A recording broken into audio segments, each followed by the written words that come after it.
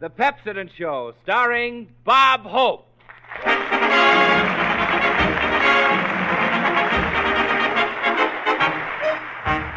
We're not one for bragging, but if your party's lagging, just remember where there's life you'll find Bob Hope. Thank you so much. How do you do, ladies and gentlemen? This is Bob, way out west Hope, who says if you want to be a Western pal to your gal, just say, listen, Sal, use Pepsodent, and you won't have empty molars in the old corral. Or, this is Bob, Income Tax Hope, telling you we're paying more taxes and using more Pepsodent this year so we can be armed to the teeth. Yes, sir, I've been busy all week trying to fill out my income tax. Blank. This is the time of the year we all try hard to make deductions on our income tax. It's like trying to tilt a pinball machine with Morgenthau sitting on the end of it. I sent Henry Morgenthau a big tube of Pepsodent so I can clean him while he's cleaning me. No, really, I went down and paid my tax the other day without a single complaint, without a whimper. And in 2 more days, the Novocaine should all wear off. And I happened to mention to the income tax clerk that I was working for Pepsodent. Clerk says, we have a little radio program of our own. It's called Truth or Consequences.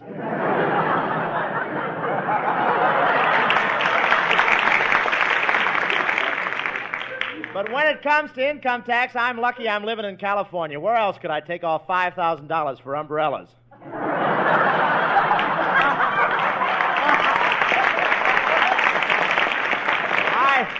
I shouldn't say that because the weather is beautiful now. We're now having the kind of weather we weren't having when we said we had it.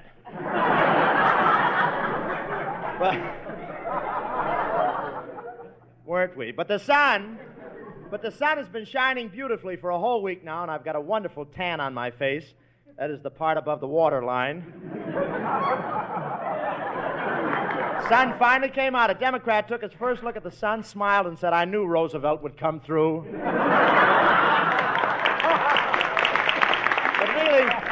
But really, it's amazing what happened on Sunset Boulevard. When the water finally went down, they found 2 taxis, 3 buses, and an octopus who'd taken a wrong turn at Redondo Beach.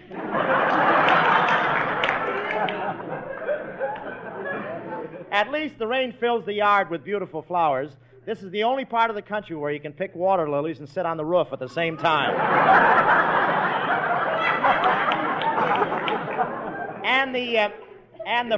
And the fruit packers out here have a new idea this year. The oranges are all stamped, grown in California in spite of everything. But regardless of the weather, they always dress the same here. Back east, everybody bundles up in the cold weather. Out here, when you see a guy with an overcoat on, it means he hasn't been to Santa Anita.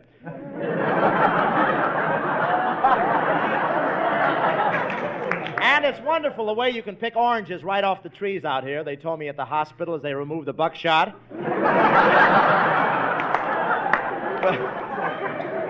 But gee, the way things grow out here in California, why, only last week I planted a little bit of a tree. And already it's dead.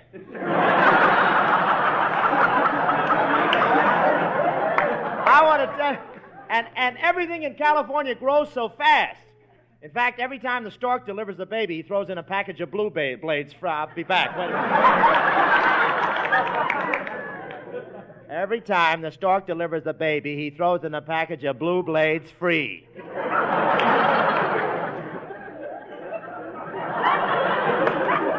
I should have gone to the 3rd grade. They told me it was swell there. But this... But I want to tell you, this is beautiful country out here, and what a view from Hollywood Boulevard. I'm doing great tonight, huh? I got a nice throat, too. I wish my agent had 10% of it, that's all.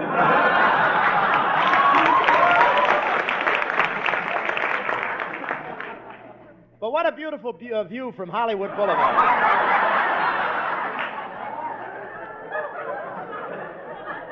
Go ahead, talk to each other while we rehearse, will you? I'll start over. This is beautiful country out here, and what a view from Hollywood Boulevard. Where else can you stand in the street, look up, and see snow-covered mountains and have your pocket picked at the same time?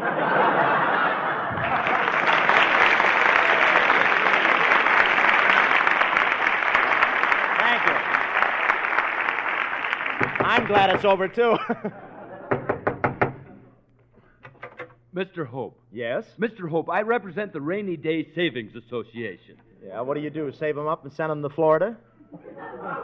Oh, no, you misunderstand, Mr. Hope. This is about money. Have you enough money put away for a big rain? No, but I've got quite a bit. I've got quite a bit. I say, have you enough money put away Just read for your lines. I'm lousy.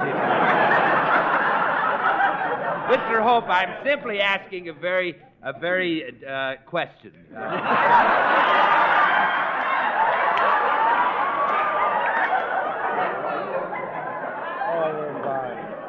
You think I was wearing my galoshes over my mouth, wouldn't you? I would like to talk about money, Mr. Hope. If you feel anything, Art, cut in anywhere. It's all right. Have you enough money put away for a big rain? No, but I've got quite a bit put away for a drip, and I do mean me. Surely, Mr. Hope, you must have heard about that old saying, take care of the pennies and the dollars will take care of themselves. That's the way to make both ends meet. I knew there must be an easier way than the way they do it on a massaging table. Well, I can see I'm not getting any place with you. Well, how about you, Mr. Baker? Do you know a good thing when you hear about it? Say, I should say I do, brother. That's why I've been so hepped up on Pepsodent Antiseptic. You see, you can save real cash when you use it because it lasts 3 times as long and makes your money go 3 times as far. Now, here's the reason for that. Pepsodent Antiseptic, even when diluted with 2 parts of water, kills germs in seconds. And even after the dilution, it's a more effective germ killer than many mouth antiseptics used full strength. A United States government ruling provides that when the word antiseptic is used on the label, the product must kill germs. Standard laboratory tests are used to prove the germ-killing properties of all antiseptics.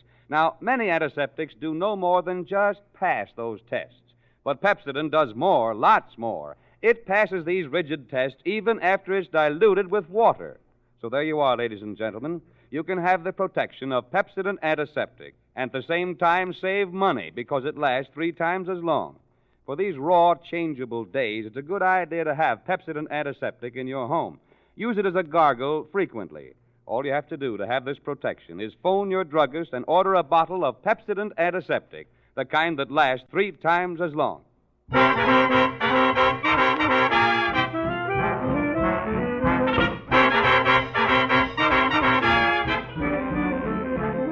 With a twist of the wrist, with your lips that insist, with that come here the look in your eye. Just when I think we through, you do magic and make me love you.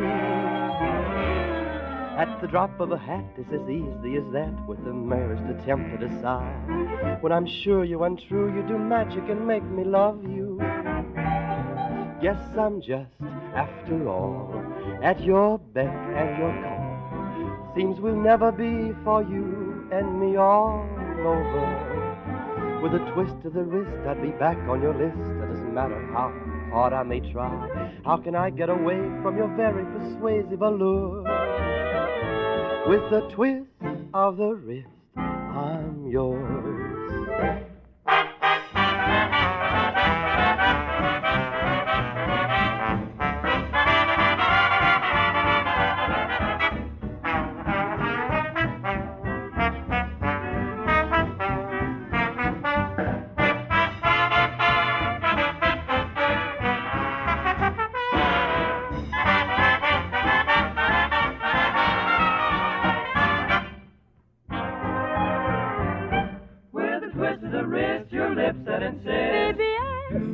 Look in your eye. Looking at you, there is nothing to do but love you. At the drop of a hat, easy as that.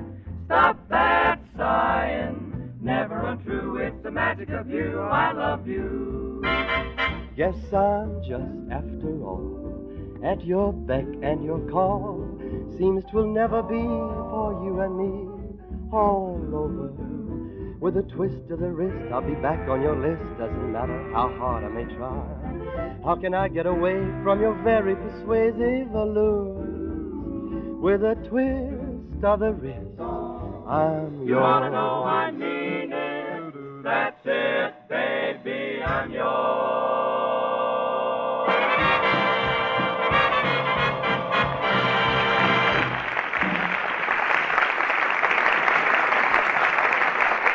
sir. That was Skinny Ennis and the Six Hits and a Miss singing Twist of the Wrist from the sensational New York production Crazy with the Heat. Say, Bill Goodman. Oh, hello, Bob. You know, Bob, it's kind of tough getting back to work after all the fun we had over there at Catalina Island. Oh, it sure is, Bill. When we got there, did you see those pretty girls in short bathing suits standing with the ocean in back of them? Oh, was that the ocean in back of them? Gee, what a place that Catalina is. And those girls over there are so young and fresh, you know, just like little buds. Yeah, I saw you trying to collect a corsage. Say, how big was that bathing suit your girl was wearing? Well, my girl's was even smaller. You know, Bob, if girls' bathing suits get any smaller, they'll have to go in the water. Yeah. I thought it was darn nice of you, though, to take your girl on that swell boat trip to Catalina. Oh, it was nothing. Gee, she rows well, doesn't she?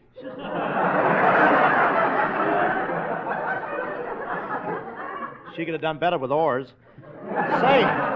Say, you disappeared that first night, Bill. Yes, I did, Bob. I wanted to be alone, so I just sat in front of the window in the dark for hours, just staring out. Gee, could you see her from your place, too? I spent the next afternoon lying in the warm sun. Did you see me out there? Yes, I saw you, all right. Was that a bathing suit or a bet you had on? Why, it was a bathing suit. Did you think the sleeves were too long? Well, yes, I did, Bob. It'd be nicer if you let your fingers show a little. Gee, what an old-fashioned suit. Why, Goodman, I thought my bathing suit looked very modern since I had the skirt shortened. I think it looks better above the knees. Say, Bob, did you see Skinny Ennis in his bathing suit? He's thinner than I thought. Yeah, he's the only man I ever saw swim out of his bathing suit without touching the sides. Skinny Ennis made a big mistake, you know. He walked out on the shore and opened a big beach umbrella. It was too bad it was such a windy day. Yeah. Yeah, but I hear he made a wonderful landing at the Union Airport. Say, by the way, did you see me swim underwater, Bob? Yeah, you were good at swimming underwater. Where'd you learn to grab your nose and hold it so long? I've been on this program 3 years, and he asked me a question like that.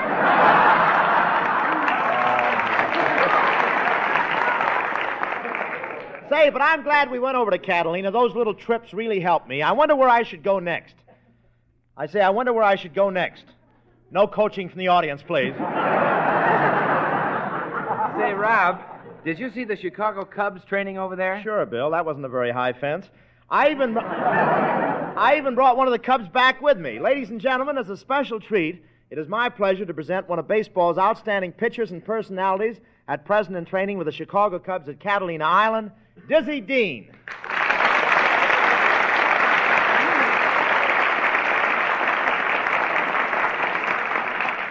Thanks, Bob. Well, how are you, Dizzy? Fine, but don't call me Dizzy. Why? I thought everybody called you Dizzy. They do, but somehow in this program I resent it.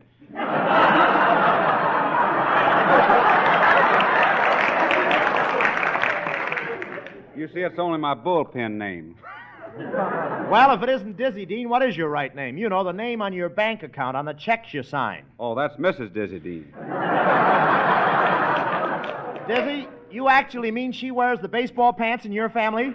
Yeah, and on her in this town, they'd look good. Say, you're playing with the Chicago Cubs, aren't you? You know, Dizzy, I was just thinking, you with Mr. Wrigley and me with Pepsodent, we're both living off gums, aren't we?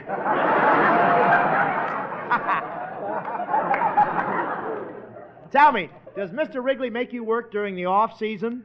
Does he? Bob, you know those three little green men that dance around advertising his gum? Why, yes. Well, this winter there were 4 of us.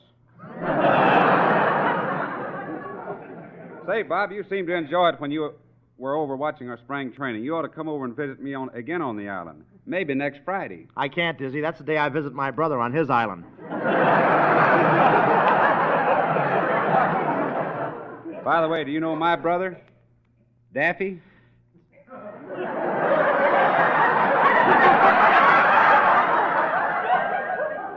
What do? Use your own punctuation?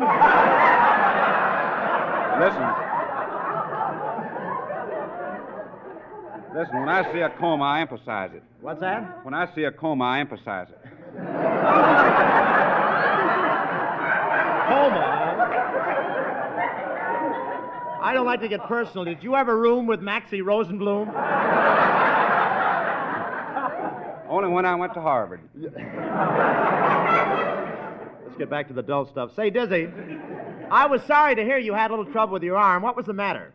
Well, my doctor thought it might be a bad tooth. He wanted to pull it, but fortunately a friend of mine had told him about Pepsodent toothpaste. Yes, go on. Boy, on this program you have to sweat for your money.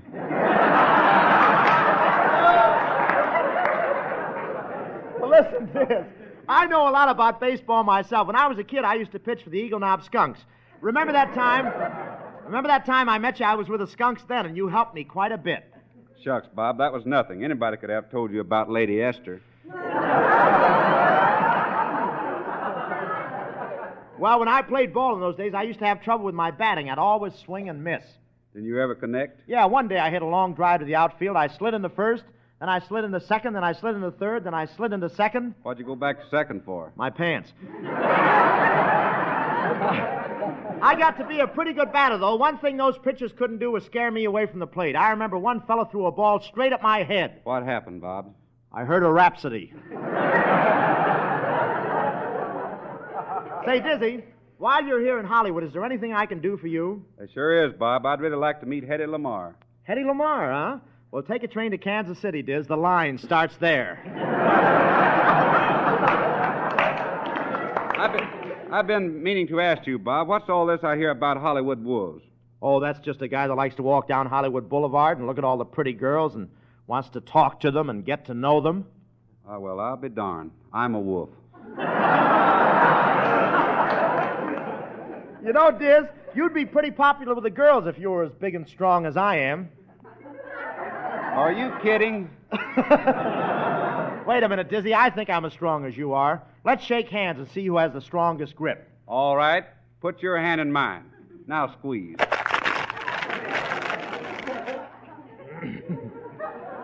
Now will you put it in my pocket for me?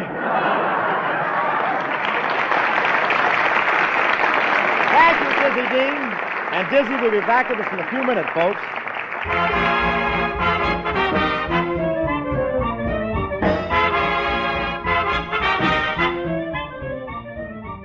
And now a funny little story about a funny little fellow whose name was Alexander. The 6 hits and the Miss Pauline, Professor Colonna, Bill Goodman, Brendan Cabina, and Skinny Ennis's orchestra will help me tell you about Alexander the Swoosh.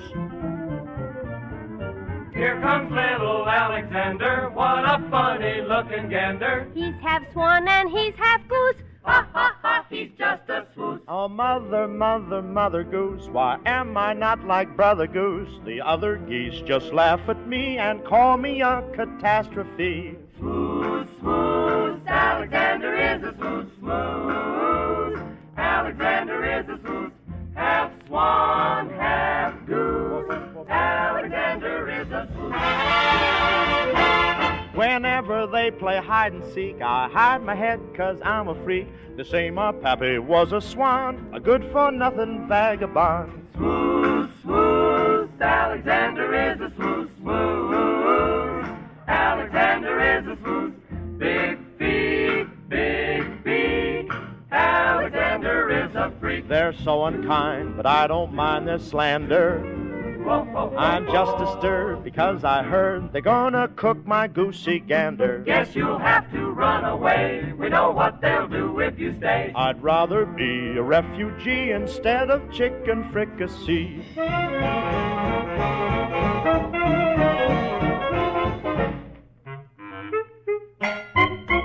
Swan, swan, Alec is a half a swan. Swan, swan, Alec is a half a swan. What would I be if my father were a gopher and my mother had been a raccoon? Now, let me see. I could be a half gopher and half raccoon. Gosh, that makes me a goon. Check. Goose, goose, Alec is a half a goose. Goose, goose, Alec is a half a goose. Suppose my mother was a badger, and suppose my father was a stag. I'll run that down. That's half badger and half stag. Oh, sister, that makes you say you're lonesome, aren't you? They're unkind, you need not mind their slander. You don't need to be disturbed. The gonna cook your goosey gander. Now, supposing my mother was a dragon and let's say my father was a Let me skunk. have that, bud. That's half dragon and half skunk. You dig me? Oh, brother, you ain't sober, are you, huh? Swoosh, swoosh, Alexander is a swoosh, swoosh, swoosh. Alexander is a swoosh, Now, on my father's side, I'm a jaybird, and they say my mother was a turkey. I died very young. Oh, no kidding. Half jaybird and half turkey? Oh, that doesn't make me very perky, does it? That's our lesson for today. Teacher, can't we go and play? Yeah, but look, what's half swan and half a goose? We don't know. Oh, what's the use?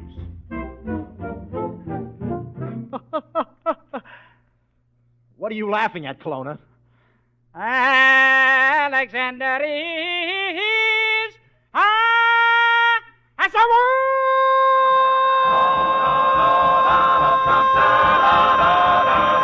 Alexander is a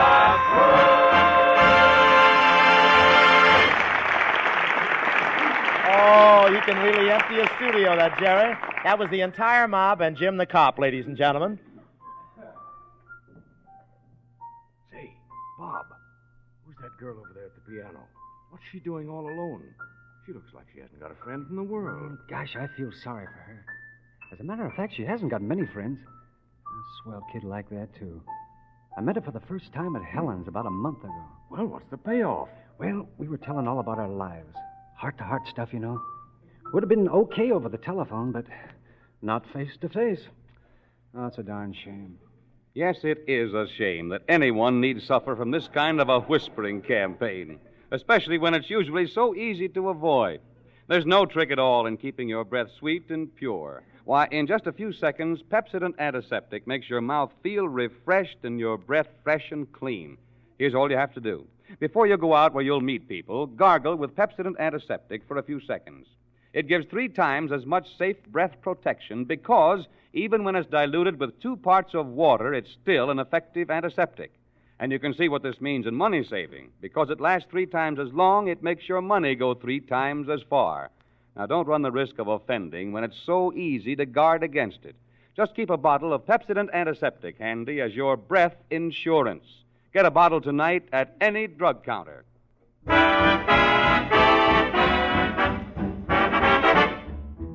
How much longer must I wait, Dizzy?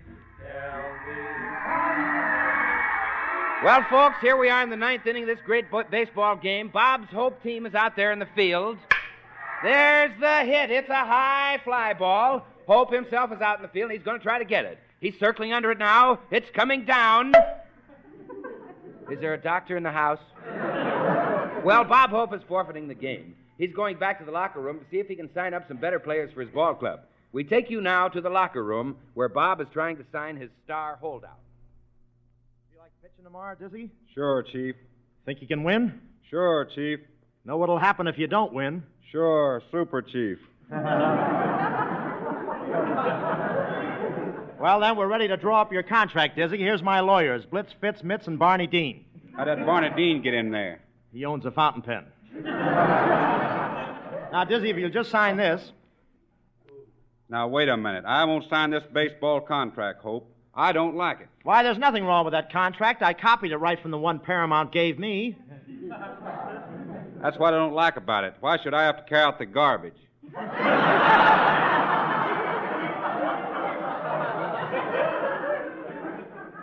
I don't carry out the garbage at Paramount. My nose turns up like this naturally. I don't know whether I like this contract or not. Where's the part where it says how much money I get? Right there in the white print. Now, come on. Now, come on, Dizzy, sign up. And remember, you'll have to abide by our training rules. You can't go out with girls, understand? Listen here. If I want to go out with a girl, I'll go out with a girl. See? Oh, yeah? Yeah. Oh, yeah? Yeah. Has she got a friend? Never mind. Never mind. I ain't going to sign. Listen, Diz, you better sign with me because right now my assistant is in New York trying to sign up one of the greatest baseball players of all time, Babe Ruth. Hello? Great news. This is your assistant, Kelowna, and I'm in New York talking with the babe. She said no. Professor, you're supposed to be signing up a baseball player. Well, I have. I've just signed up a trained bear to play second base. A bear? Kelowna, that's dangerous. Oh, nonsense. This bear is trained, and I've got him eating out of my hand. In fact, I'm going to feed him a little piece of candy now, and he'll eat it right out of my hand. Here, nice bear. Eat this piece of candy. Yes, boss, I've got him eating right out of my shoulder.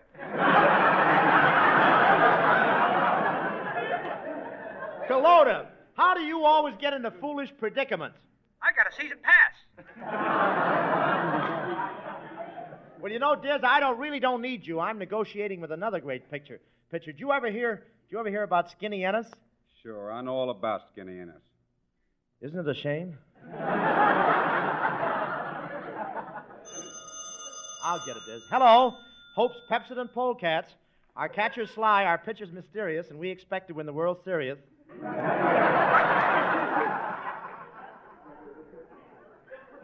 He's delirious.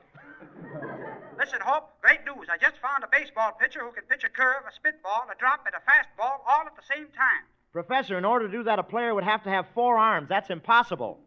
You hear that, Joe? Is it impossible? Well, stop shaking one head yes and the other one no. Professor, you signed up a baseball player who has 2 heads and 4 arms? Yes, 2 arms face one way and 2 arms face the other way. It's wonderful. What's so wonderful about it? He can scratch himself any place. Kelowna, you irk me. No, you irk me. You're a bigger irk. Say, Diz, look out the window. Here come the pitcher and catcher Kelowna signed up for me yesterday. Let's listen to what they're saying. Brenda, what is it, Cobina? Isn't it swell, us being baseball players? Yeah, but you take the game too seriously. What an argument you gave that umpire because you didn't like his decision. Oh, I didn't mind his decision, but I got awful sore when he dusted home plate with my hair. Yeah, at least he should have taken it off your head first. Cobina, do you really like being a baseball player? Sure. Oh, I've had so much fun since I was in Seattle during the blackout. Oh, gosh, baseball players are so romantic. I was out with a baseball player once. He was with the Yankees. With the Yankees? Where'd you meet him? Walking through Central Park? No, marching through Georgia. Say, you went out with a baseball player from the house of David, didn't you? Yeah. He had a great big bushy beard all over his face. Did you neck with him? Yeah. It's the first time I ever kissed a guy and had 2 helpings of shredded wheat. Oh, you know, every time I wanted to kiss him, he'd cry so hard tears rolled into his beard. Well, what did you do when you wanted him to kiss you? Oh, I'd just say, shoot the shrubbery to me, blubbery. Oh, come on. Here's Bobsy's office. Let's go in. Hello, Bobsy. Oh, hello, girls. And when I call you that, I'm spreading propaganda. Hey, what is this? Oh, Dizzy, let me introduce you formally. These are Brenda and Cabina. Hello. Nice to meet all the DiMaggio boys. Say, Dizzy, just put your arms around my neck and show me how to play baseball. Come on, put your arms around my neck. Wait a minute. That's not baseball. Every game I try to play, some wise guy's got to umpire. Oh, now get out of here. I've got to talk to Diz. Say, Diz, now that I see what kind of baseball players Kelowna sent me, there's nothing I can do but hire you at whatever salary you want. It's my only chance. Well, Bob, I'll sign, but only if you give me a salary of $50,000 and 10% at the gate on weekdays and 15% on Sundays. Okay. Gosh, Bobsy, how are you going to figure that out? Oh, don't worry, Cabina. I've got this automatic adding, subtracting, and multiplying machine here. It'll add up those figures in a jiffy, and I'll finally have Dizzy sign. Here goes. I press the button on the adding machine.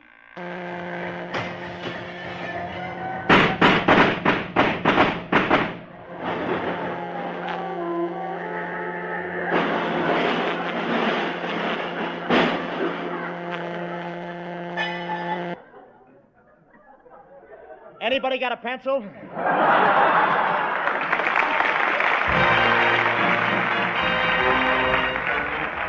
night, ladies and gentlemen. Next week, we're going to have a big show because we're going to have the groaner, old Bing, back here.